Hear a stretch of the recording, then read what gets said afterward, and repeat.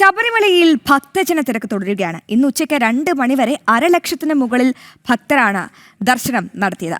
കാനനപാത വഴിയെത്തുന്ന ഭക്തരുടെ എണ്ണത്തിലും വർധനവുണ്ട്. മരക്കൂട്ടം മുതൽ ക്യൂ ക്രമീകരിച്ചാണ് ഭക്തരെ മുന്നോട്ട് നീക്കുന്നത്.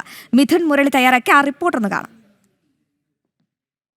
ഇന്ന് ഉച്ചതിരിഞ്ഞ് 3 മണിക്ക് നട തുറന്നപ്പോൾ മുതൽ അനുഭവപ്പെടുന്ന തിരക്കാണ് എനിക്ക് പിന്നിൽ കാണുന്നത്. ഫ്ലൈ ഓവർ കടന്നു വരുന്ന ഭക്തജനങ്ങളുടെ വലിയ തിരക്ക്.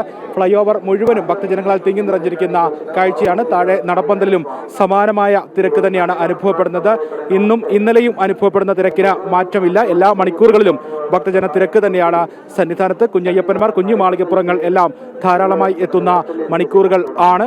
കാനനപാത വഴികളിൽ എത്തുന്ന ഭക്തജനങ്ങളുടെ എണ്ണത്തിലും വലിയ വർധനവുണ്ട്. ഉച്ചയ്ക്ക് 12 മണി വരെ മാത്രമാണ് സത്രം പുൽമേട് വഴി ഭക്തജനങ്ങളെ പ്രവേശിപ്പിക്കുന്നത്. സന്നിധാനത്തെ തിരക്ക് നിയന്ത്രണ വിധേയമാക്കുന്നതിന് നിലയ്ക്കൽ മുതലാണ് നിയന്ത്രണം ഏർപ്പെടുത്തിയിരിക്കുന്നത്. സന്നിധാനത്തെ തിരക്ക് നിയന്ത്രണ വിധേയമാകുന്നതിനനുസൃതമായി നിലയ്ക്കലിൽ നിന്നും ഭക്തജനങ്ങളെ സന്നിധാനത്തേക്ക് പമ്പയിലേക്ക് കടത്തിവിടുന്നു. പിന്നീട് പമ്പയിൽ നിന്നും മല കയറിയെത്തുന്ന ഭക്തജനങ്ങൾക്ക് മരക്കൂട്ടം മുതൽ ക്യൂവുണ്ട്. ഘട്ടം ഘട്ടമായി വിവിധ ബാച്ചുകളായി തിരിച്ചുകൊണ്ടാണ് മരക്കൂട്ടം മുതൽ ഭക്തജനങ്ങളെ സന്നിധാനത്തേക്ക് അയ്യപ്പ ദർശനത്തിനായി മുന്നോട്ട് നീക്കുന്നത്. മരക്കൂട്ടം, നടപ്പന്തൽ തുടങ്ങിയ സ്ഥലങ്ങളിലെല്ലാം ഭക്തജനങ്ങൾക്ക് ബാച്ചായി ഘട്ടം ഘട്ടമായി അല്പസമയം കൂടുതൽ കാത്തു നിൽക്കേണ്ട സാഹചര്യവുമുണ്ട്.